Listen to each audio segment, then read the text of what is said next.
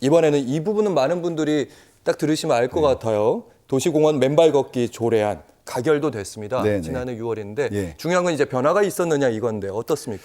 그 당시에 이제 많은 분들이 저도 우연히 그분들을 접하게 됐는데 맨발 걷기를 많이 요청을 해왔습니다. 그래서 저도 한번 가보니까 이게 정말 필요하다라는 생각이 들고 이제 그 당시에는 많은 등산로나 공원 등에 이제 야자 매트가 많이 깔려 있었습니다. 근데 우리가 이제 맨발 걷기라고 하는 게 실제 발을 지면에 닿으면서 우리 몸의 건강을 위해서 이제 하는 활동인데 예. 우리는 자꾸 땅에 뭔가를 깔면서 우리 몸에 닿는 것들을 막고 있더라고요. 그래서 이 부분들을 위해서 좀 노력을 했고 하다 보니 조례 제정까지 하게 되었고요.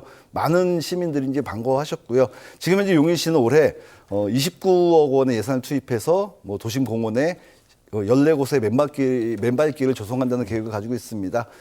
이를 통해서 더욱더 우리 시민들의 마음과 몸의 건강이 증진될 것이라고 생각합니다. 맨발로 걷는 분들 앞으로 용인시에서 더 자주 뵙겠네요. 그리고 고기 근린공원 지역구에 네. 원래 여기 공원이 있던 자리 맞지 않습니까? 원래 공원이 있던 자리가 아니라 예. 공원 부지로 지정을 했던 자리입니다. 지정을. 예, 지정을 했었는데 우리가 한 10년이 넘었죠. 지정한 지 10년이 넘었는데 그 토지 매입을 그 차일피일 미룬 거죠. 워낙에 용인이 개발할 곳이 많고 해야 할 뭐 예산이 투입될 곳들이 많다 보니까 그러다가 이제 실효가 다 돼가는 시점에서 땅값이 너무 많이 오르니까 지금 나오고 있는 장면이 그 그렇죠. 일대죠. 예.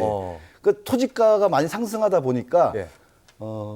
이 시에서는 예산에 대한 부담 때문에 좀 굉장히 축소 조성이나 아니면 백지화까지도 얘기가 나오는 상황이 됐었습니다. 그래서 제가 5분 발언도 하고 하면서 원래대로 우리가 이 문제는 토지가가 상승한 문제는 우리가 애초에 계획 잡았을 때 이 계획을 실행을 못했던 우리 시의 문제인 거지 이게 왜 주민들에게 피해가 돌아가야 되느냐 해서 계속 이제 요구하고 해서 지금은 뭐 100%까지는 아니어도 거의 80% 이상 조성 계획대로 토지를 매입하는 예산을 수립해서 토지 매입을 하고 있고 토지 그 공원 조성 계획을 수립해서 진행하고 있습니다. 네. 이번에는 이제 공공도서관 얘기도 좀 네. 여쭤볼 수밖에 없는데요. 이 느티나무 도서관이 예산이 좀 부족해서 네. 전액 뭐 삭감됐다 뭐 이런 얘기도 있어가지고 운영이 힘들어졌다 이런 얘기 있었는데. 그 느티나무 도서관이 사실은 이제 사립 도서관이지만 공공 도서관으로서 역할을 그 어느 도서관보다 잘 해내고 있었습니다. 아하. 그래서 뭐 전국적으로 어떤 도서관이고 도서관에서 벤치마킹도 많이 오고 사립인데 공공도서관의 역할을 하고 있는 거예요. 그렇죠. 예. 그러다 보니까 이제 사실은 우리 용인의 자랑이라고 저는 생각을 합니다. 그런데 이제 이게 뭐 정치적인 색안경을 끼고 이렇게 이제 시에서 바라보다 보니까 뭐 정치적 중립의 의무를 뭐 못했다 뭐 이러면서 이제 예산 지원 나가던 것들이 삭감이 됐습니다. 예. 그러다 보니까 이제 시민들이 우리의 자랑이고 우리가 정말 필요로 하는 이 느티나무 도서관을 지켜야 한다 해서 삭감된 운영비만큼을 자발적으로 후원금을 모집해서 그 운영비를 충당해냈습니다. 그래서 지금은 그렇게 운영하고 있는데 저는 사실 이런 도서관 같은 경우는 더욱더 우리 사회에서 권장해 나가야 된다고 생각하고요. 도서관이 단순히 책만 보는 곳이 아니라 주민들의 어떤 커뮤니티 공간으로서의 또 함께 소통하고 뭐 더 좋은 사회를 만들어가는 역할들에 굉장히 큰 기여를 했다고 생각하거든요. 그래서 네. 단순히 정치적 그 시선으로 색안경 끼고 볼 게 아니라 더욱더 권장하고 우리 용인시도 더욱더 지원을 해 나가야 된다고 생각을 합니다. 저희가 시간이 2분 정도밖에 남지는 않았는데 예, 이 질문은 꼭 드릴게요. 네네. 짧게 답변하시면 될 것 같은데 네. 교통 의료 부분도 좀 아쉬워한다고 하더라고요. 네네. 예, 그 부분도요. 그러니까 이제 도시가 너무 급격하게 발전하다 보니까 이제 기반 시설들 아까도 말씀드린 기반 시설들이 되게 부족하다 합니다. 그래서 인구는 많은데 뭐 대중교통 수단이나 이런 것들이 되게 부족하고 특히 마을 버스의 노선이나 이런 것들. 근데 사실 이게 이제 민간 업체들을 운영하다 보니까 민간 업체는 또 수익성이 있어야 되고 하다 보니까요. 그래서 저는 제가 이제 시에 요청도 하고 있는데요.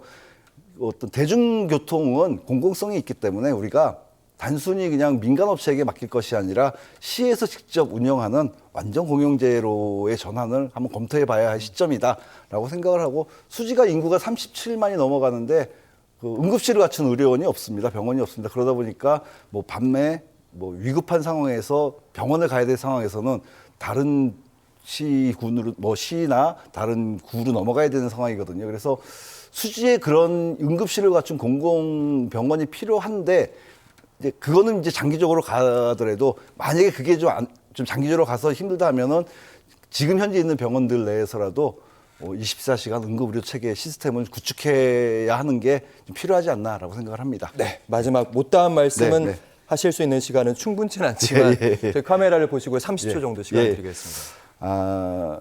저는 이제 제가 20대 때부터 생각해 왔다시피 사회적인 약자들도 분명히 존재하는 사회잖아요. 그러니까 급격하게 우리나라가 성장형에 오고 있지만 그 성장의 대가를 모든 국민들이 누리고 있지는 못하다고 생각합니다. 그래서 그런 사회적 약자, 어떤 모든 분들이 소외받지 않고 차별 없는 사회가 되는 그런 살기 좋은 세상, 모든 국민이 행복한 세상을 만들어나는 과정에 제가 지역의 시의원으로 아주 작은 미랄이 되고자 이렇게 활동을 하고 있고요. 지역 현안에 대해서 저는 항상 주민들 곁에서 주민들과 함께 그냥 언제 어느 때고 이교우 시의원이 우리 옆에 있더라라고 기억되는 시의원으로서 열심히 활동하도록 하겠습니다.